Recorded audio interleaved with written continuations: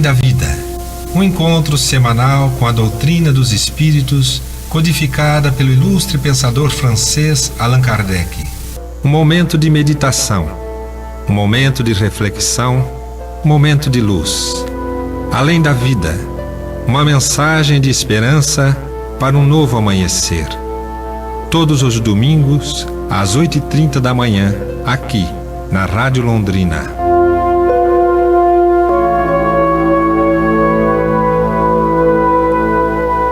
Prezados amigos do programa Além da Vida, muito bom dia. Cumprimento aos Miguel e comigo aqui no estúdio hoje a Teca e a Michela. Bom dia, Teca. Bom dia, Miguel. Bom dia, Michela. Bom dia, Cacá. Bom dia, prezados ouvintes. Que possamos ter hoje um dia iluminado, né? Que os ensinos hoje falados aqui, estudados aqui na rádio, possa falar fundo ao coração de cada um. O tema é de muita luz, né, Michela? Falar de Jesus.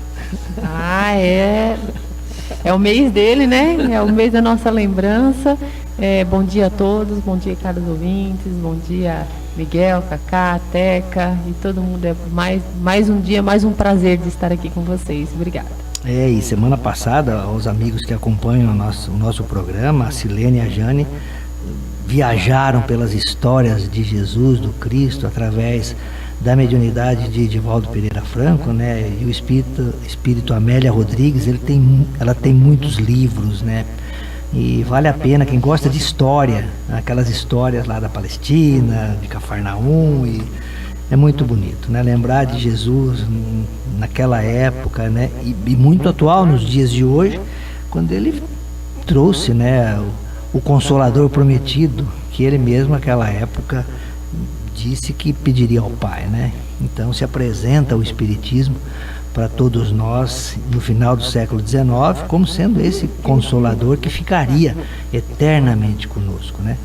Então tá bom, pessoal, esse vai ser o nosso tema central do programa de hoje, né? O Jesus não é o mês dele, né? O Jesus é o ano todo, a gente tem que pensar nele, é o modelo e guia que o Espiritismo apresenta, né? É o Espírito de verdade que coordena toda a obra junto com Allan Kardec, e nós não poderíamos deixar de aproveitar esse momento onde as famílias, as pessoas, né, se voltam mais para o lado espiritual e destacar esse que foi um espírito maior por excelência, que está conosco, né, que encarnou na Terra, e é quem nós temos que estudar, copiar, seguir sempre.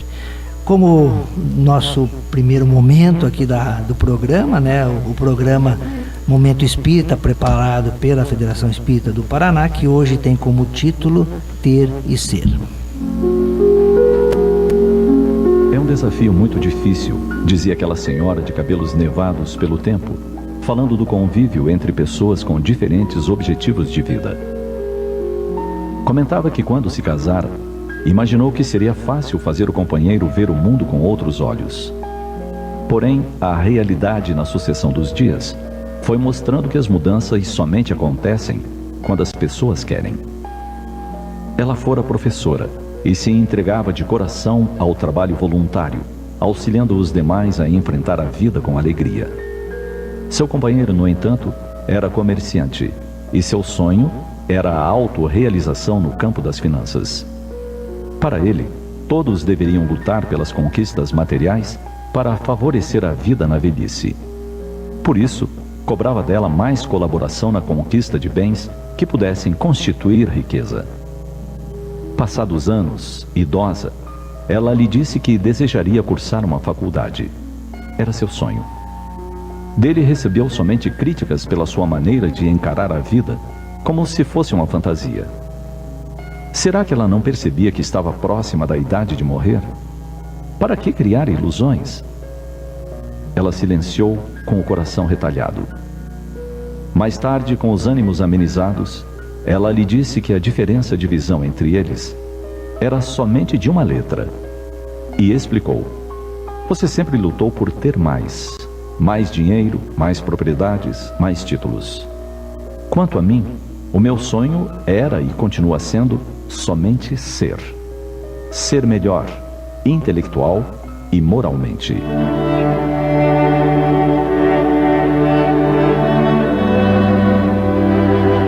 Nesta vida, presos à realidade material, quase todos ficamos aturdidos e nos enamoramos pelas posses terrenas.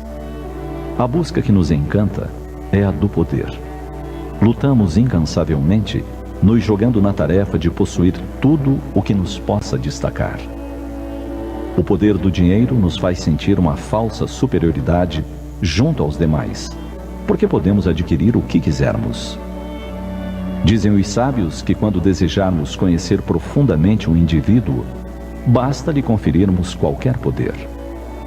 São ilusões materiais que cegam e nos apresentam esse suposto ar de superioridade.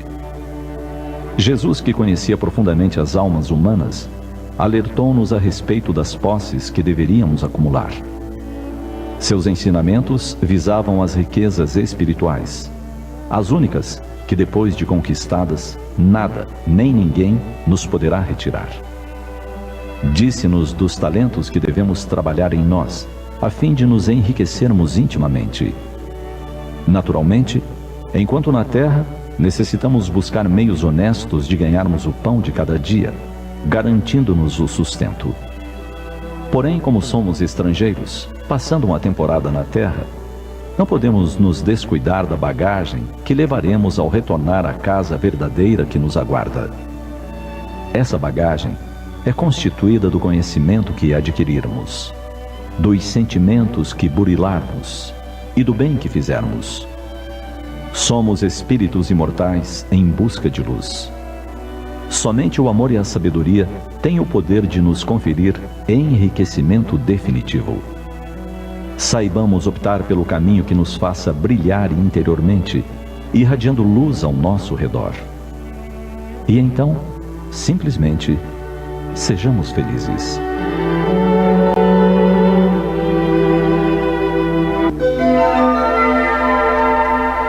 Os textos do Momento Espírita estão à sua disposição na internet. É só acessar momento.com.br. Mais informações, ligue 41 3223 6174, Curitiba, Paraná.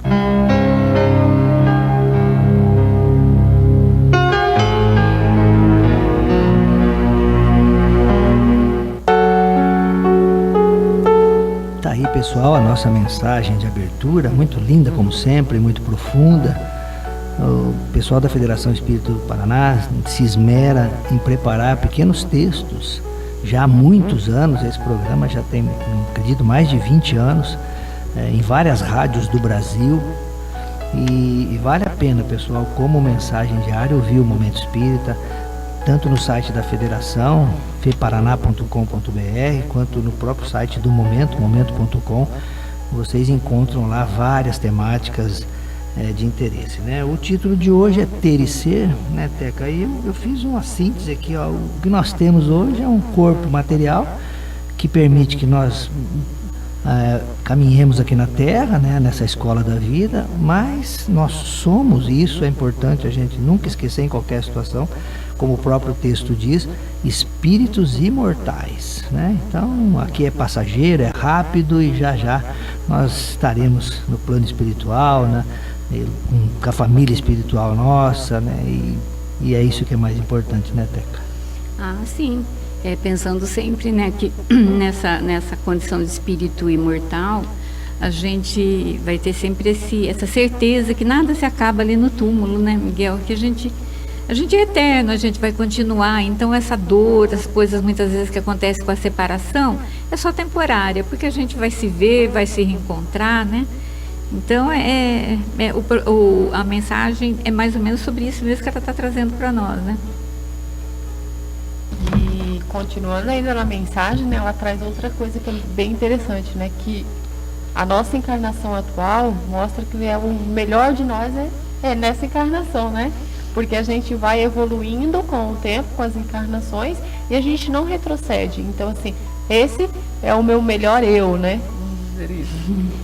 Bem lembrado, Michele, o Espiritismo tem essa crença, né, que o Espírito não retrograda. Então toda a bagagem espiritual, moral, evolutiva, ele só tende a acumular, né, e com isso ele vai se aperfeiçoando, e isso, a lei do progresso é sempre, é constante, né? Então, bem lembrado, Michele, é isso mesmo. Bom, pessoal, nós estamos aqui com o tema central, que é Jesus, não poderia ser diferente. E cada um de nós preparou um comentário a respeito do Cristo. E eu espero que vocês assimilem o que nós temos assimilado, não só hoje, mas durante todo o ano, a respeito dessa figura ímpar, né, Teca, que Deus enviou à Terra para servir de modelo e guia para a humanidade, né? Com certeza. Eu começo? Sim. Eu preparei, eu preparei assim, o Cristo Consolador, né? Porque assim ficou livre o tema, cada um ia escolher alguma coisa que falar, e eu escolhi esse texto, o Cristo Consolador. Para entrar, né, nessa questão, eu vou citar, né, um livro que eu li há um tempo atrás, e que vai nos remeter a esse título, né, do Cristo Consolador. O livro é 50 anos depois, do Espírito Emmanuel e Chico que escreve. E lá nesse livro há um diálogo que acontece entre Célia, né, uma personagem do livro, e o avô dela. É bastante interessante e assim, quem já leu vai saber do que eu vou estar falando, e quem ainda não leu é um motivo para dar uma lida lá e ver. Porque é muito interessante, porque assim, a Célia, ela era de família, todos romanos, né, e seguindo essas tradições romanas. Mas ela se converte ao cristianismo e acaba tendo problema na família por conta disso. E ela é encaminhada então ao avô, para que o avô, como o mais velho, né, de maior autoridade, pudesse encaminhá-la ou dissuadi-la dessa questão do cristianismo. E ela vai então, e eles começam a conversar, e eles falam, o avô então fala exatamente assim a respeito da família, como que ficaria a família nessa situação, uma vez que isso daí ia causar uma desarmonia, né? E ela começa a explicar para o avô a situação toda, mas num momento ela fala para o avô dela assim, que o avô começa a questionar então essa coisa do cristianismo, essa coisa desse nazareno. E ela olha para o avô e diz assim, olha, acredito, meu avô, que não chegaste a conhecer as tradições de Jesus e a claridade suave dos seus ensinamentos. Se tivesseis o conhecimento integral da sua doutrina, se ouvisseis diretamente aqueles que se saturaram da sua fé, terias enriquecido ainda mais o tesouro de bondade e compreensão do vosso espírito. Porque esse avô, ele era bondoso, ele era uma pessoa assim, que podia se conversar, né? Ele era aberto à conversa, tanto que depois ele se converte também ao cristianismo. Enquanto acontece a discussão, em outro momento ela diz então para o avô dela, Jesus Cristo é o Cordeiro de Deus, que veio arrancar o mundo do erro e do pecado. Porque não lhe compreendemos os divinos ensinamentos se temos fome de amor em nossas almas? Ela perguntando para o avô. Da terra inteira nos chegam clamores de revolta e gritos de batalha. Mistura-se o fel dos oprimidos e lágrimas de todos os que padecem na humilhação e no cativeiro. Onde estão então os nossos deuses de marfim que não salvam da decadência, não nos salvam da decadência e da ruína? Olha que interessante, né? Porque era exatamente isso que ele estava falando para ela, que como que se ficaria a família, como que ficariam todos, porque eles teriam que fazer as orações lá no templo, né, onde estavam todos aqueles deuses, e ela não poderia fazer isso, né, e ela então questiona ele, mas olha, ainda há tanta dor, ainda há tanto sofrimento, e o que esses deuses de marfim estão fazendo então para todos nós, né? E ela continua então falando, poderemos aceitar um Deus frio, impassível, que se compraz em endossar todas as torpezas? Será a providência do céu igual à de César, para cujo poder o mais dileto é aquele que lhes traz as mais ricas oferendas? Entretanto, Jesus de Nazaré trouxe ao mundo uma nova esperança, ela diz ao avô. Aos orgulhosos advertiu que toda a vaidade da terra ficam abandonadas no pórtico das sombras do sepulcro. Aos poderosos deu as lições de renúncia aos bens transitórios do mundo, ensinando que as mais belas aquisições são as que se constituem das virtudes morais, olha, imperecíveis valores do céu. Olha só, os bens materiais, na verdade, ele não conta nada, né? São os valores morais que nós vamos conquistando, né, nas nossas jornadas reencarnatórias, é que vão nos definir como espírito puro, né, mais tarde. Jesus é a única esperança dos seres desamparados e tristes da terra, porquanto, de acordo com as suas doces promessas, hão de receber as bem-aventuranças do céu todos os desventurados do mundo, entre as bênçãos da simplicidade, da paz, da piedade e da prática do bem. E ela continua então falando para o avô dela: Samaria, Galileia, ali a tradição de Jesus ainda é viva em todos os espíritos. Conheci de perto a geração de quantos foram beneficiados pelas suas mãos misericordiosas. Fiquei conhecendo a história dos leprosos limpos ao seu toque de amor, dos cegos cujos olhos mortos fluíam uma vibração nova da vida em virtude da sua palavra carinhosa e soberana, dos pobres de todas as matizes que se enriqueceram da sua fé e da sua paz espiritual. E aí ela remata então esse diálogo com o avô dizendo assim: o Evangelho do Cristo que tive a ocasião de ler em fragmentados de pergaminho nas mãos dos nossos escravos é um cântico de sublimadas esperanças e de consolo no caminho das lágrimas da terra, em marcha, porém, para as glórias sublimes do infinito. Eu achei esse diálogo tão profundo, porque ele vai falar mesmo das consolações do Cristo, de tudo aquilo que ele nos trouxe, né, através dos seus ensinos, dos seus exemplos, né, e sabendo sempre que, quando ela diz aqui assim, olha, o cântico de sublimada esperança e consolo no caminho das lágrimas da terra, é Jesus, ele é o nosso modelo, como diz o Miguel, e o nosso guia, e é ele que nós temos que reportar quando nós estamos em dúvida, quando nós estamos em sofrimento. E no Evangelho, então, no capítulo 6, o Cristo Consolador, logo já de início, no item 1, vai dizer assim, em Mateus 11, 28, 30, Vinde a mim todos vós que estáis aflitos e sobrecarregados, que eu vos aliviarei.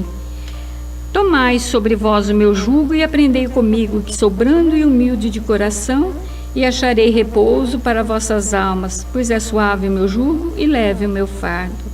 Então nós vemos aqui que Jesus, ele sempre esteve aberto e está aberto para nos amparar, nos fortalecer em qualquer situação em que nós estejamos, né? De dor, de miséria, de decepções. Ele está lá, é só a gente procurar nele o consolo. E o Espírito de verdade, então, na instrução dos Espíritos, ele vem arrematando tudo isso, dizendo assim, ó: venho instruir-vos e consolar os pobres deserdados. Venho dizer-lhes que elevem a sua resignação ao nível de suas provas. Olha só, que chorem por quanto a dor for sagrada no Jardim das Oliveiras, mas que esperem, pois que também a eles os anjos consoladores lhe virão enxugar as lágrimas. Então isso é Espírito de verdade falando, né? Que a gente sabe que Espírito de verdade é Jesus, é Ele nos consolando, é Ele nos alimentando, né, com seu amor. E ele continua ainda no item 7 dizendo assim, olha, porque eu sou o médico das almas e eu venho trazer-vos o remédio que vos há de curar. Os fracos, os sofredores, os enfermos são os meus filhos prediletos. Venho salvá-los. Vinde, pois, a mim, vós que sofreis e vos achais oprimidos, e sereis aliviado e consolado. Esse item, capítulo 6, que vem logo depois do capítulo 5, quando ele fala das aflições, bem-aventurados aflitos, é um consolo realmente, porque aqui no capítulo 5, então ele vem falar então das nossas provas, eles vêm falar das nossas aflições, e ainda dá a impressão assim que, meu Deus, a gente está tudo perdido, né? Mas logo em seguida vem o Cristo Consolador, aliviando tudo aquilo que foi dito ali no capítulo anterior, acalmando, porque fala, tudo isso a gente vai ter que passar, tudo isso nós precisamos passar para a nossa evolução, para o nosso crescimento. Mas a gente tem que saber que nós não estamos só, nós temos um Cristo a nos consolar, a nos amparar, e está sempre pronto a nos receber. Mas ele continua ainda falando no item 2 do Cristo Consolador, quando ele fala do Consolador prometido. Porque ele diz assim, ó, se me amais, guardai os meus mandamentos, e eu rogarei a meu Pai, e ele vos enviará outro Consolador, né? A fim de que fique eternamente convosco. Então, olha, veja só, ele fala assim, vou lhes mandar um outro Consolador, porque o primeiro Consolador foi ele, né? Ele e o Evangelho que ele nos deixou. Então, ele foi o primeiro Consolador. Qual seria o outro Consolador, então? Se não a doutrina espírita, o Espiritismo, que vem, então, que ele diz assim, ó, e ficará convosco eternamente, porque não é uma pessoa, não é uma criatura, é uma doutrina, e ela vai estar conosco eternamente, né? São esses ensinos, toda esse despertar que essa doutrina nos dá, é que vai nos conduzir, nos orientar, fazer com que, nos esclarecer, principalmente porque nós vamos entender por que nós estamos aqui, né? Por que nós sofremos, para onde nós vamos, né? A doutrina espírita tem essa condição de nos orientar, de nos dar essa ferramenta, né? de entendimento. Mas Kardec, ele vai trazer, aprofundar mais tudo isso lá na Gênese, no capítulo 1, gente. Maravilhoso esse capítulo. Eu estava estudando ele aqui agora para a gente falar sobre o Cristo Consolador. É maravilhoso quando ele vai falar então dos caracteres da revelação espírita. Então, nesse capítulo 1, Kardec ele faz assim um apanhado geral, né, de alguns pontos fundamentais da doutrina espírita, e por isso que o capítulo chama-se Caracteres da Revelação Espírita. Mas a partir do item 26 até o item 42, ele vai fazer uma série de considerações acerca do Consolador prometido.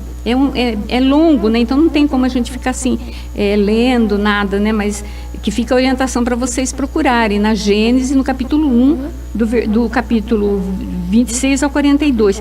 Mas está lá também, lá no capítulo 17, também ele traz considerações acerca do Consolador, da anunciação do Consolador, ampliando então aí essas considerações sobre o porquê dos espíritos apresentarem o Espiritismo como Consolador. Olha que interessante. E ele mostra que pelo menos que Jesus fala a respeito do Consolador, que não seria ele um indivíduo, mas a doutrina, né? É aquilo que a gente estava falando antes. Mas dentro desse item do capítulo 26 ao 42, o que a gente mais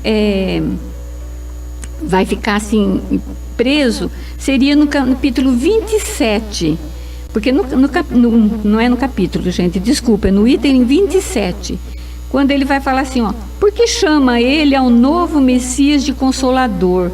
Então, quando a gente vê isso daqui, por que chama ele ao novo Messias de Consolador? A gente pensa que Messias seria realmente uma criatura, mas não é. O Messias aqui está no sentido de um enviado, né? Por que chama ele o enviado de Consolador, que seria essa doutrina, né? Então, porque o Consolador é um nome que ele não tem... o significativo dele não tem assim um equívoco, uma outra interpretação. Ele é o consolo puro. Então, é bastante interessante. Eu convido vocês a pesquisarem, a estudarem isso daqui, porque é muito consolador tudo isso. E também o item 6, né, do Evangelho, que a gente não pode deixar de falar sobre ele, porque lá o Espírito de Verdade, ele vai dar assim, um monte de elucidação acerca do Consolador, e que é uma coisa assim que para os nossos tempos atuais é muito importante, porque a gente vê assim que a gente ainda passa por bastante dúvidas, bastante incerteza, e muitas vezes a gente se sente às vezes até sozinho, e ele vem aqui nos falar mesmo que nós nunca estamos só, ele está sempre conosco, ele nunca nos deixou, né? Então, que na hora das nossas dúvidas, das nossas incertezas, busquemos por ele, né? Ele fala, vinde a mim todos vós que estáis sobrecarregados e aflitos, que eu vos aliviarei. Então, quem mais nós vamos socorrer a não ser Jesus, né, Miguel? Olha que beleza, né, gente? Lembrando que esse programa de hoje vai estar disponível né, a partir de quarta ou quinta-feira. Quem quiser rever todo esse comentário maravilhoso que a Teca fez e que a Michela vai fazer também uma outra abordagem, eu só vou dar uma pincelada rápida aqui em algumas coisas. Então, por favor, é importante depois rever com calma, ouvir, porque a Teca passou muita informação. Eu só queria ampliar um pouquinho. Ela citou o livro 50 anos depois, do Chico, né? É uma série do Emmanuel, são 5 livros. O primeiro é há 2000 anos. Então, a pessoa que não conhece, seria interessante começar com o livro há 2000 anos e depois 50 anos depois, que é o segundo da série. É muito gostosa, tá? Esses livros tratam da história do cristianismo primitivo. Vale a pena, para esses tempos de Natal, a gente rever aqueles tempos da Galileia, como a própria Teca disse, né? Então é isso, eu só vou passar rapidinho. Eu preparei um texto também, colocando qual é a visão que o Espiritismo tem de Jesus, né? Então é uma visão dupla. Ele como espírito puro, que a Teca já comentou, quer dizer, de acordo com Kardec, não tem nenhuma influência da matéria, né? Tá lá na questão 100 do Livro dos Espíritos, uma ordem que ele coloca na escala espírita. Então é interessante, as pessoas podem acessar através do Kardecpedia, que é um aplicativo gratuito, pode baixar no seu celular. Então, a partir da questão 100, ele vai discutir a escala espírita. E espírito puro, só Jesus. Então, nenhuma paixão, nenhum vício, nenhuma imperfeição, né? Então, só sentimento puro. Imagina, foi esse espírito que esteve conosco, que está conosco até hoje, né? Então, é um espírito que conquistou essa posição de espírito puro, claro, não em vivências aqui na Terra, mas em outros planetas, como nós também faremos e chegaremos a essa condição também de espírito puro, né? E é um tipo de espírito que encarna em missão. Não é como nós que reencarnamos, né, para as nossas provas, para as nossas expiações, ou seja, quitar débito do passado e ser testado se a gente realmente incorporou determinadas qualidades. E ele é o nosso modelo e guia, como a gente tem repetido sempre, né? Modelo para ser copiado, guia para ser seguido. Por quê? Por causa de todas essas características. E o outro ponto que eu gostaria de destacar é Jesus como sendo o espírito de verdade. No começo das comunicações, quando Allan Kardec estava conhecendo os fenômenos espíritas, né, o Cristo assinava como Jesus, e isso causava um certo incômodo na sociedade parisiense de estudos espíritas. Imagina, né, o médium receber o espírito assinando Jesus, né, e pela análise que Kardec fazia, era o próprio Cristo. A Teca leu 2 textos dele aí, que está nesse capítulo 6, Cristo Consolador, e depois Kardec, para sossegar os corações trabalhadores ali, ele muda o nome para Espírito de Verdade. Mas há várias evidências, né, na obra de Kardec, que o Espírito de Verdade é Jesus, é um Espírito só, não é uma pleiade de espíritos, como alguns estudiosos aí insistem em dizer, né? Então, por exemplo, na Revista Espírita de julho de 66, no artigo intitulado Qualificação de Santo aplicada a certos espíritos, olha o que Kardec diz: a qualificação de espírito de verdade não pertence senão a um só, e pode ser considerada como um nome próprio, né? Então, olha, Kardec afirmando. Em outro exemplar da revista, em dezembro de 64, num artigo intitulado A propósito da imitação do Evangelho, Kardec diz assim: um novo livro acaba de aparecer, era o Evangelho segundo o Espiritismo, que ele teve um primeiro título, Imitação do Evangelho. Depois Kardec mudou esse título. E ele diz assim, Kardec: é uma luz mais brilhante que vem clarear a vossa marcha. Há 18 séculos vim, por ordem de meu Pai, trazer a palavra de Deus aos homens de vontade. Então, tem várias citações ali mostrando que é o próprio Cristo, o Espírito de Verdade. E uma coisa que me chamou a atenção, né, meninas e ouvintes, né, nesse estudo que eu estava fazendo, que está na Revista Espírita de novembro de 61. A Revista Espírita é um material valioso, pessoal, de consulta e de estudo. No discurso que Kardec faz, numa das viagens que ele realizou ali, pelas imediações, Lyon, Bordeaux, né, aquelas cidades próximas, ele diz o seguinte, ó: não é um fato característico a inauguração de uma sociedade espírita que, como a vossa, se inicia pela reunião espontânea de cerca de 300 pessoas, olha, naquela época, atraídas não por vã curiosidade. Vamos lembrar que naquela época, gente, o fenômeno das mesas girantes era muito forte, né, nos cafés, né, em toda a França. mas sim pela convicção e pelo único desejo de se agrupar num feixe único. Sim, senhores, o fato não só é característico, mas providencial. É Kardec fazendo um discurso num daqueles grupos de Bordeaux. E ele diz assim: eis acerca deste assunto, dessas reuniões, né, sérias, o que ainda ontem, antes da sessão, dizia meu guia espiritual, o Espírito de Verdade. Olha só, a relação de Kardec com o Espírito de Verdade, com Jesus, era muito próxima. Ele diz assim, só uma frase que eu vou comentar um pouquinho.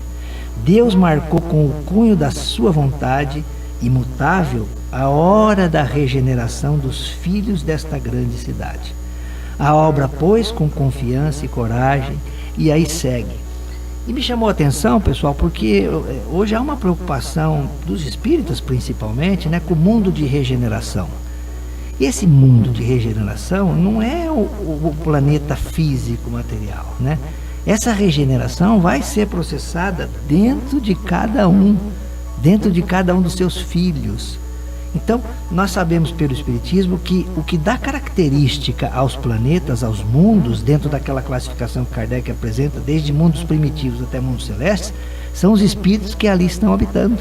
É claro que o planeta também, na sua parte material, ele evolui, ele progride materialmente, mas quem vai dar características são os espíritos. E esse trabalho de regeneração é de cada um. É de cada um, é pessoal. E nós, quando reencarnarmos em outro planeta, nós já regenerados, nós daremos essa característica a esse planeta. Então não é esperar que a Terra se transforme, não.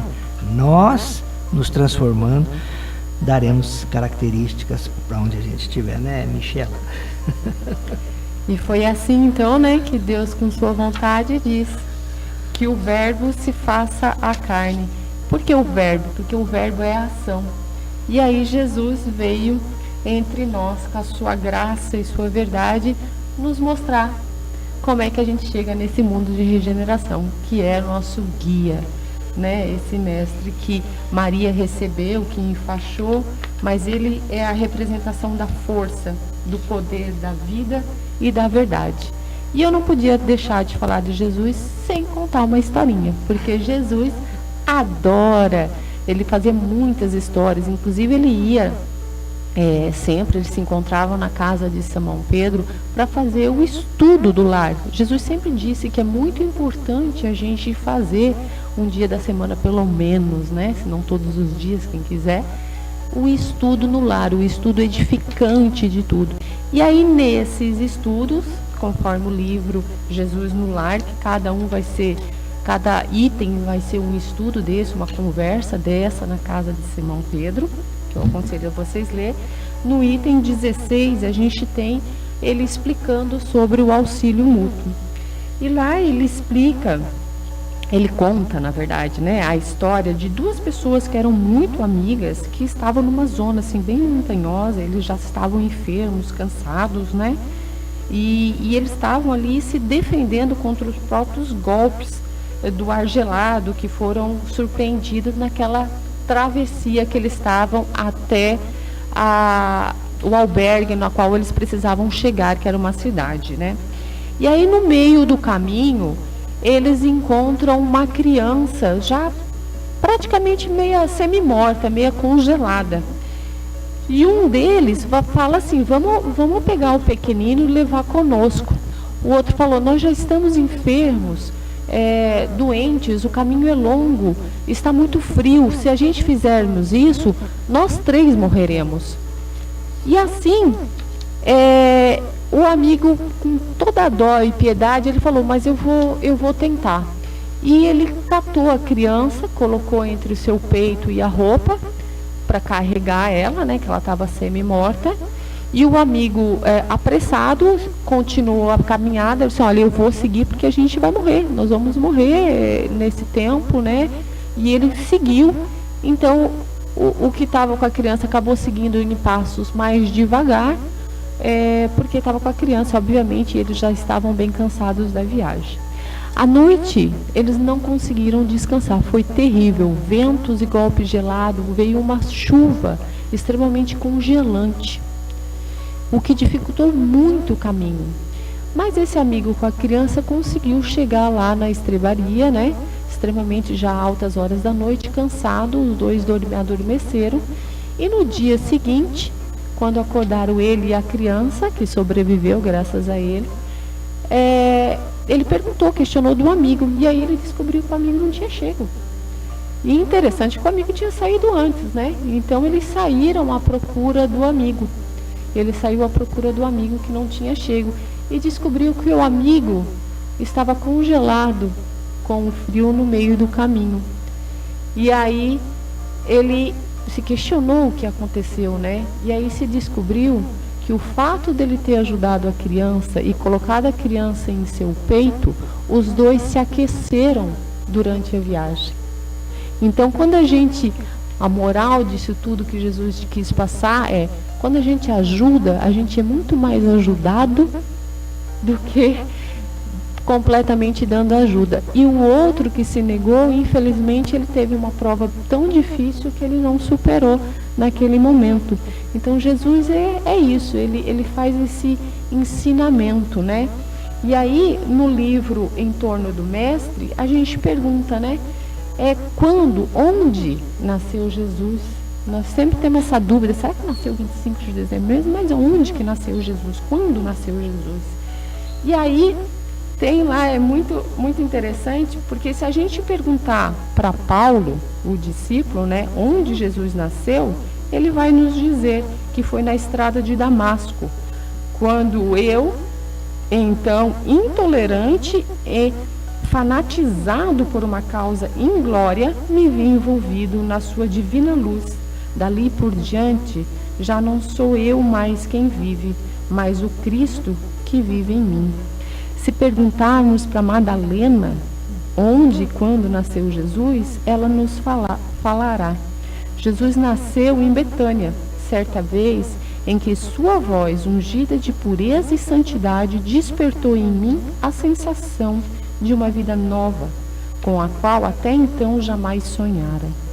Se perguntarmos para Pedro, olha, essa é muito interessante, se perguntarmos para Pedro sobre onde Jesus nasceu, ele dirá: Jesus nasceu no átrio do Paço de Pilatos, no momento em que o galo, cantando pela terceira vez, acordou a minha consciência para a verdadeira vida.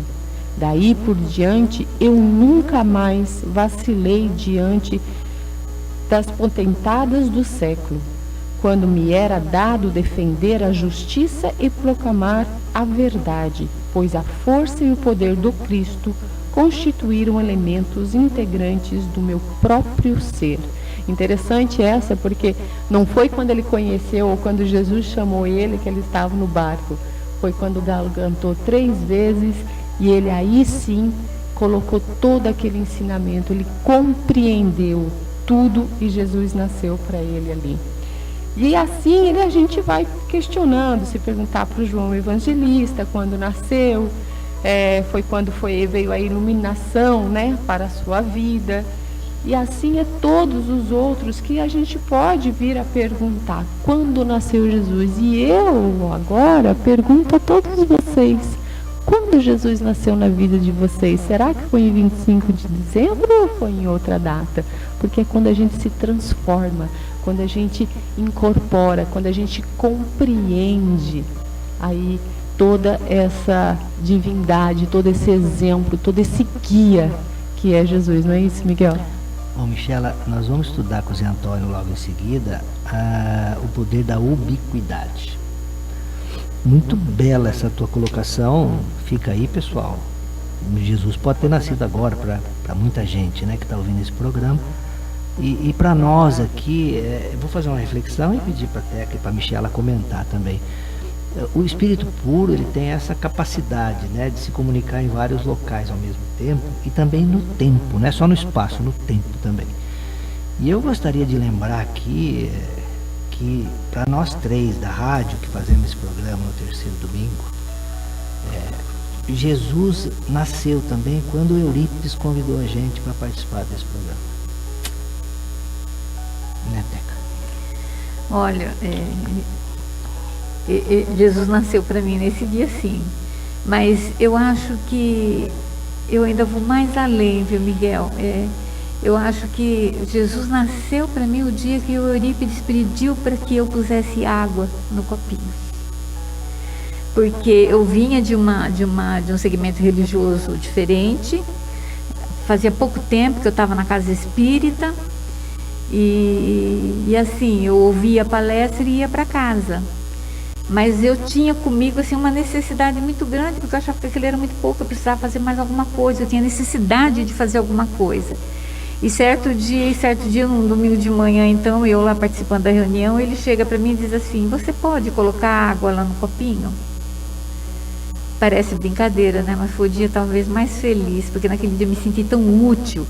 E assim, a gente pôde sentir, eu, né, no caso, senti aquela energia tão grande, tão positiva, que eu falei assim: meu Deus, né?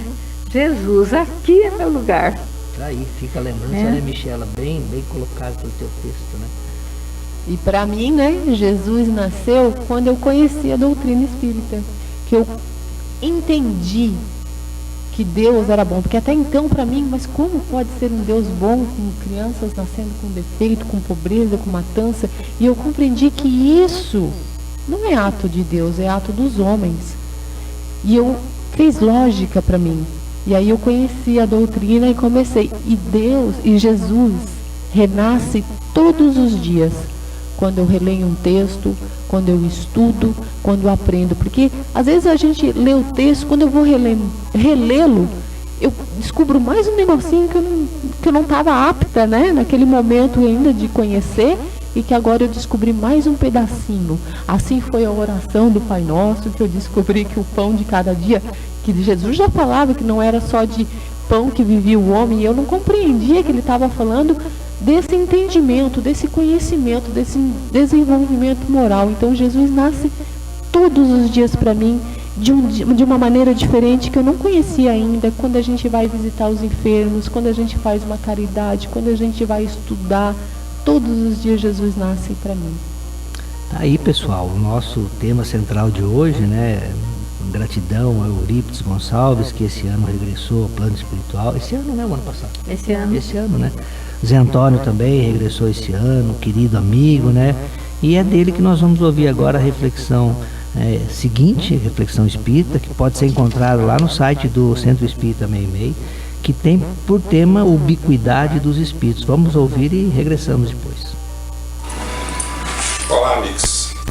Uma das grandes contribuições da doutrina dos espíritos para a humanidade foi transformar ou apresentar o que antes era tido como milagres em leis naturais. E muitas questões que ficariam, mesmo no meio espírita, como dúvidas, isso é possível, Allan Kardec teve a inteligência, a sua habilidade de saber estudar tema por tema dentro das questões que ligam a matéria, a ciência espírita, que estuda então aquela área que a nossa ciência não consegue estudar, que não é tangível para a ciência, não dá para ser palpado, não dá para ser medido. Então a ciência convencional vai estudar os fenômenos convencionais, enquanto que a doutrina dos espíritos vai estudar a ciência espiritual. E aí entra um elemento importantíssimo, que é o corpo espiritual.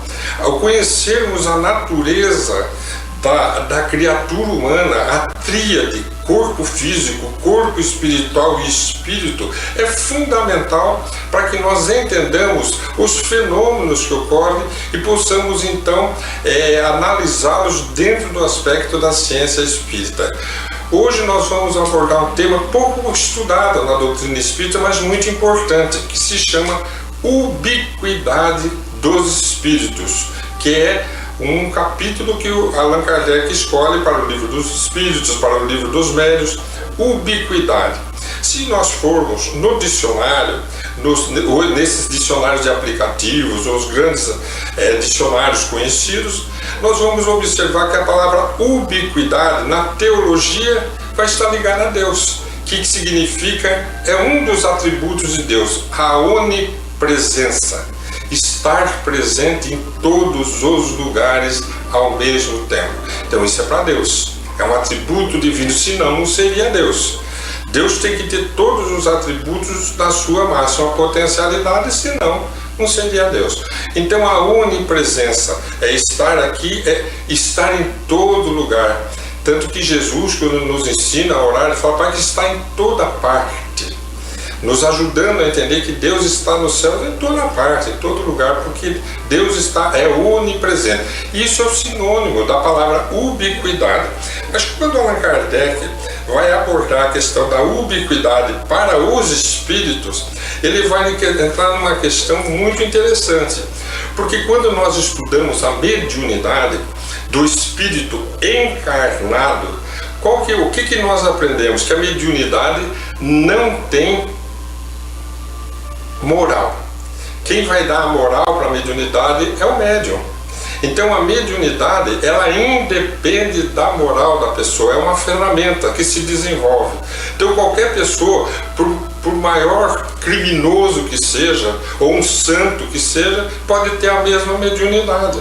Então a mediunidade, são as aptidões do espírito de perceber num grau maior ou menor o mundo espiritual, o mundo invisível, ela não está ligada à moral. Já a ubiquidade, que é poder estar em mais de um lugar ao mesmo tempo, então para os espíritos a definição de ubiquidade vai ser relativa. Ela vai estar ligada à condição moral do indivíduo. Quanto mais evoluído o espírito não encarnado, desencarnado, quanto mais evoluído o espírito, mais condições ele tem de se irradiar e poder se comunicar ao mesmo tempo em vários lugares. E aí entra a definição da ubiquidade. Por que nós optamos hoje por estudar esse tema?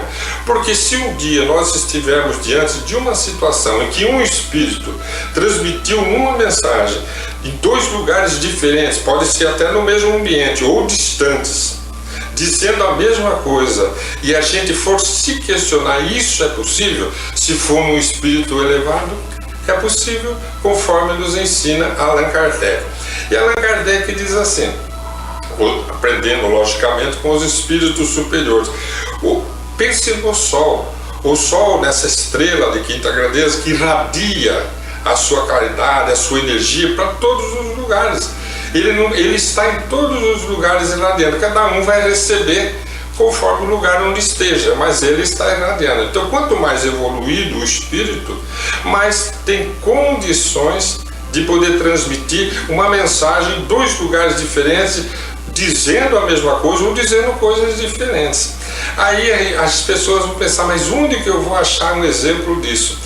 Nós temos um exemplo muito bonito que fecha esse assunto de maneira bastante iluminativa, porque foi um encontro que se deu na cidade de Pedro Leopoldo, no dia 7 de agosto de 1951, na casa do seu Rômulo Joviano.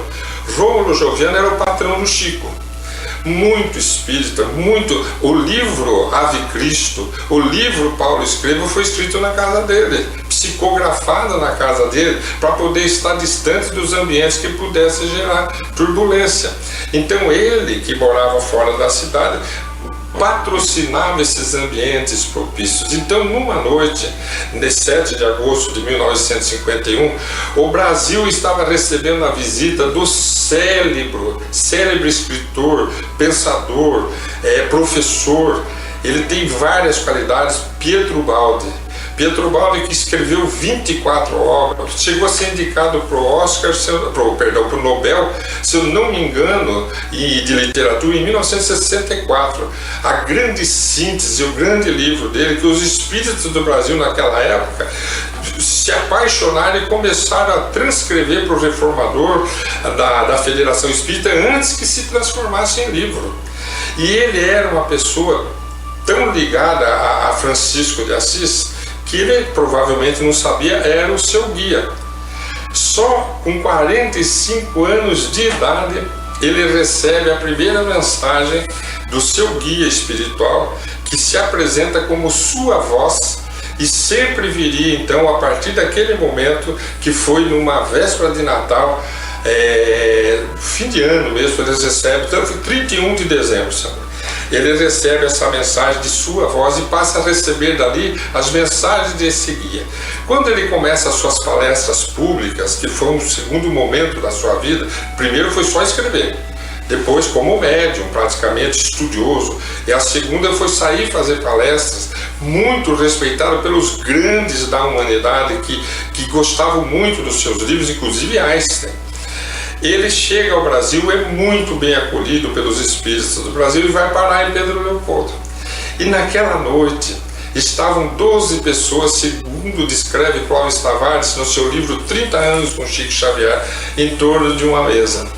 Numa extremidade, Chico Xavier. Na outra extremidade, Pietro Baldi. O que acontece nesse momento? Os dois começam a psicografar. Veja que interessante. Quando Chico, eu vou ler só o comecinho da mensagem de Chico, e Chico recebe uma mensagem de Francisco de Assis. Chico tinha 41 anos de idade já. Em 1951, ele de 1910.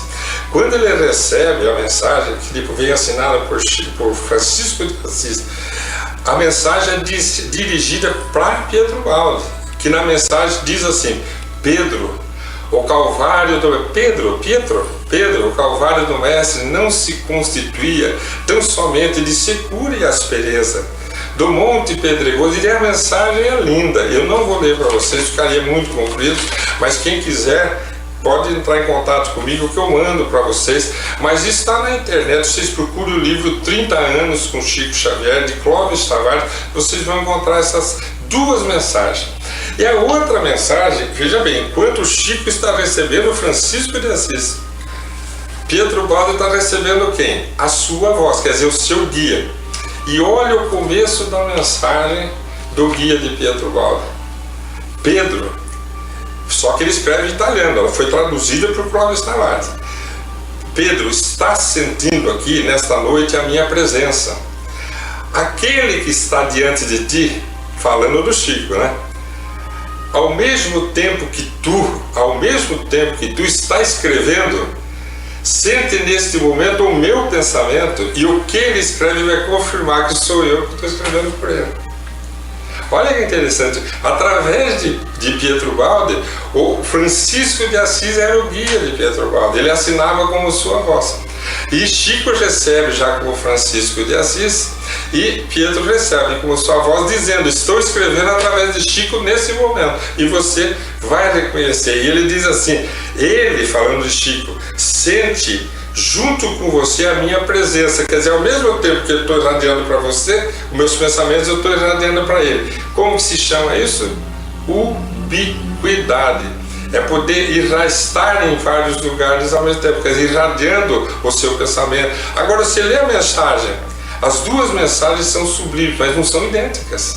Então Francisco de Assis está ditando uma mensagem falando do mesmo assunto através de Chico, e através de Pietro Baldi está ditando outra mensagem, as duas mensagens muito pessoais. E olha através de Pietro Baldi o que ele vai dizer no finalzinho sobre as pessoas que estão na mesa.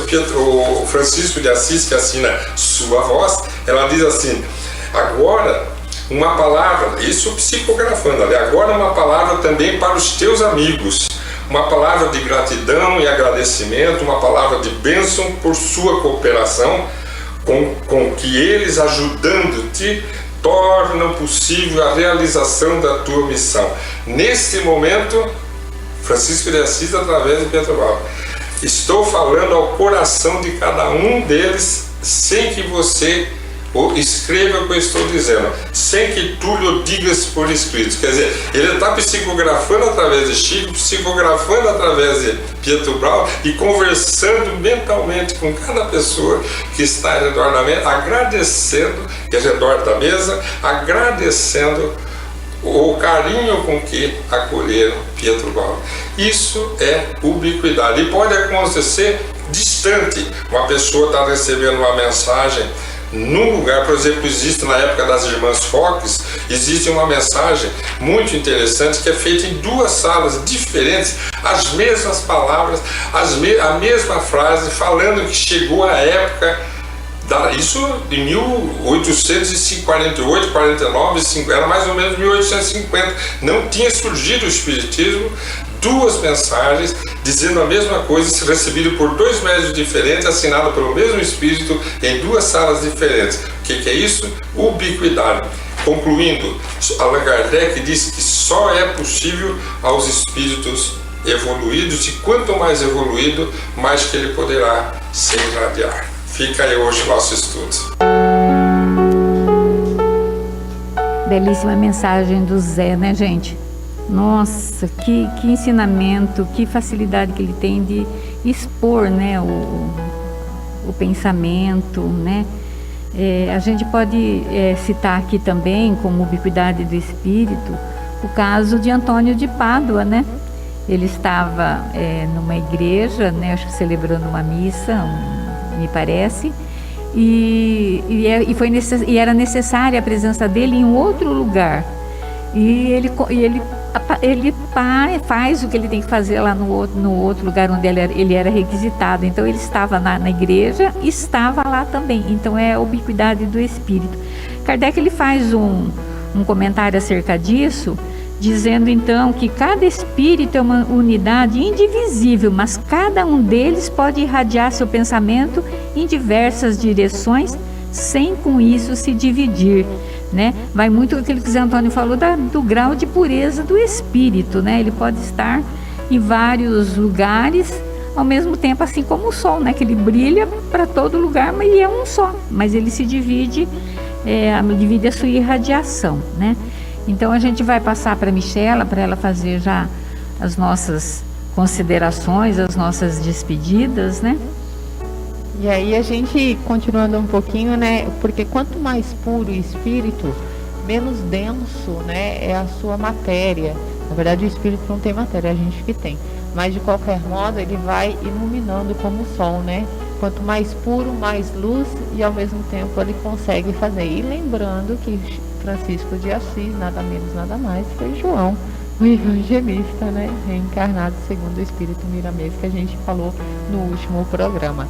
Então já é um espírito extremamente puro e iluminado.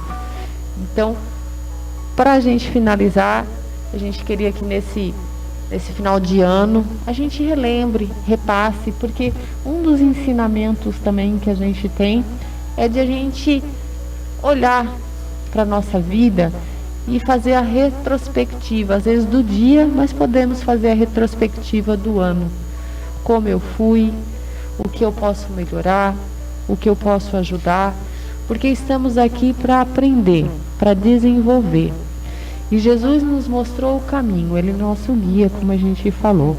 Então vamos repensar e pensar como a gente pode nos transformar, virar essa mundo de regeneração que o Miguel falou também hoje, internamente, né? Que a gente possa se transformar, que a gente possa amar mais. A gente já entendeu com essa pandemia, muitos já entenderam com essa pandemia, que o bem, ele fica. O bem material, ele fica. O que a gente leva é o amor, é as pessoas, é o que a gente fez. E quão gratificante é quando a gente auxilia alguém com amor, sem interesse. Parece que aquilo marca a gente de uma maneira tão boa. Então, eu queria passar isso para vocês hoje, que a gente descubra o Jesus que renasce todo dia nessa oportunidade, porque todos os dias o dia renasce, né? E Jesus renasce em nós, com a oportunidade de cada dia estar mais paciente, com resignação das nossas provas, de amar mais, abraçar mais. Aqueles que estão com doentes em casa, às vezes a gente reclama, nossa, que trabalhão, mas quando a pessoa vai para a casa do Pai, a gente sente uma falta. Às vezes a gente fica, nossa, eu podia ter dado um abraço mais, nossa, eu podia ter sido menos ranzinza também, né? Entendido que às vezes ele está doente, que está bravo. Então, que Deus abençoe a todos nós, que traga essa paz, que traga essa reflexão nesse final de ano. E que Deus acompanhe a todos. Fica aqui então a nossa mensagem, e mais uma vez, né, chamando a atenção de todos, né, para que os textos, né, todo aqui conversado, né, vai ser encontrado então na Gênesis, no capítulo 1, no capítulo 17, né, e o livro 50 anos, Jesus no Lar. São livros assim que traz bastante ensinamentos para a gente, que a gente não pode deixar de estudar e de ver. O Miguel teve que sair um pouquinho antes, né, mas ele deixa aqui o abraço a todos e o desejo de uma semana iluminada para cada um.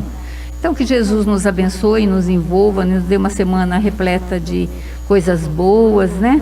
Mas também que nos dê também a certeza, a fé, né, de que nós não estamos só, né? Nós temos sempre o nosso Jesus a nos consolar e o nosso mentor espiritual, né, que está sempre a nos amparar, nos intuir sempre pensamentos de amor, pensamentos no bem.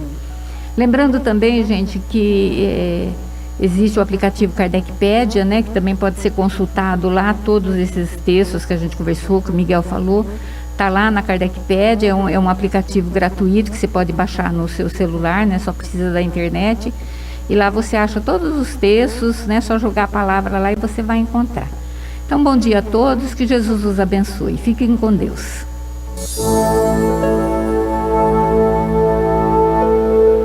Além da vida, um encontro semanal com a doutrina dos espíritos, codificada pelo ilustre pensador francês Allan Kardec. Um momento de meditação, um momento de reflexão, um momento de luz. Além da vida, uma mensagem de esperança para um novo amanhecer. Todos os domingos, às 8h30 da manhã, aqui, na Rádio Londrina.